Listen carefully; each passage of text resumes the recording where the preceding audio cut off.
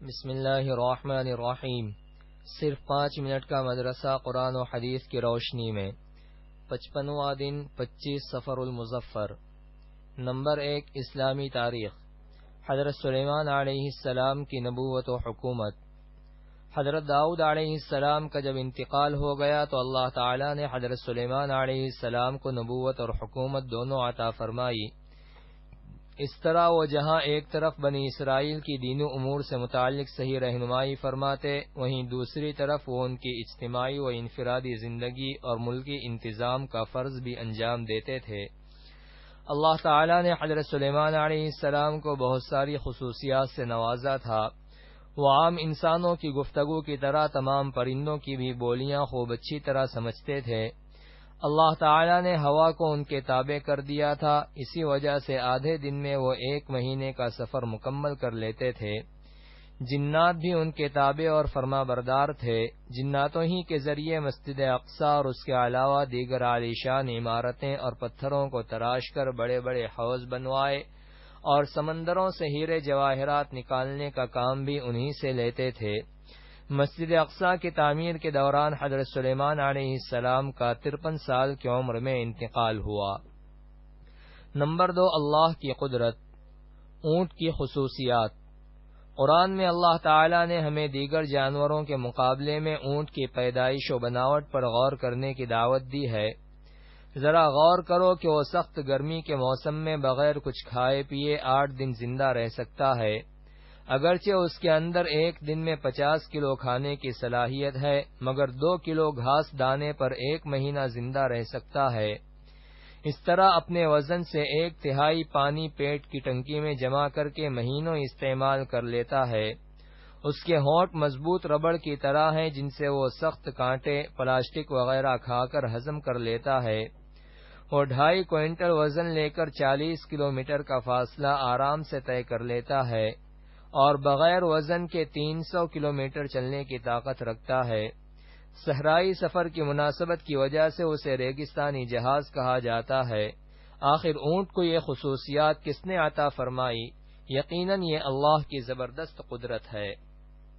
Number 3 ایک فرض کے بارے میں۔ حج کن لوگوں پر فرض ہے؟ قرآن میں اللہ تعالی فرماتا ہے، اللہ کے واسطے ان لوگوں کے ذمے بیت اللہ کا حج کرنا فرض ہے جو وہاں پہنچنے کی طاقت رکھتے ہوں۔ نمبر 4 ایک سنت کے بارے میں۔ تیل کے استعمال کا مسنون طریقہ۔ حضرت عائشہ رضی اللہ عنہا بیان کرتی ہیں کہ رسول اللہ صلی اللہ علیہ وسلم جب تیل استعمال کرتے تو اسے بائیں ہاتھ میں رکھتے، دونوں بھوؤں پر لگاتے، پھر دونوں آنکھوں پر، پھر سر پر۔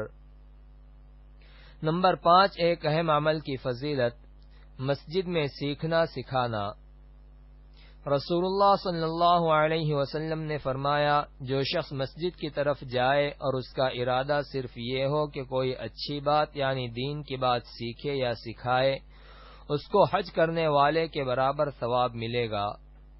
نمبر 6 ایک گناہ کے بارے میں۔ سود کا لین دین کرنا۔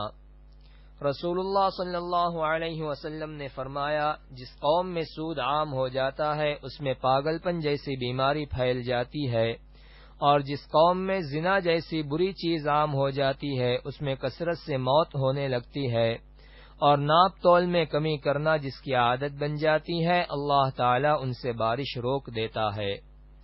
نمبر 7 دنیا کے بارے میں۔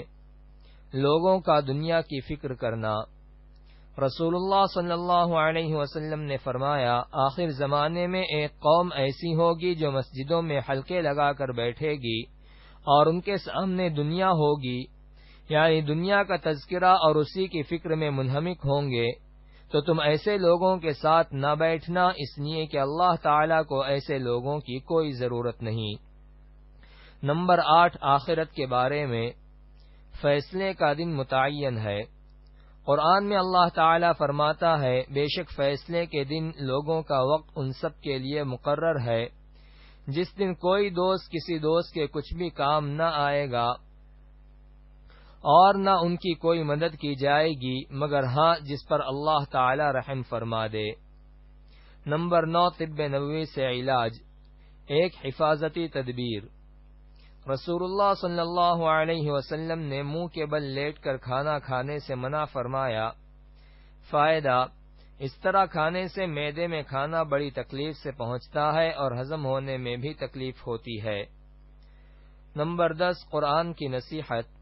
قرآن میں اللہ تعالی فرماتا ہے، اے ایمان والو، تم سب پوری طرح اسلام میں داخل ہو جاؤ اور شیطان کے پیچھے مت چلو، یقیناً وہ تمہارا کھلا دشمن ہے۔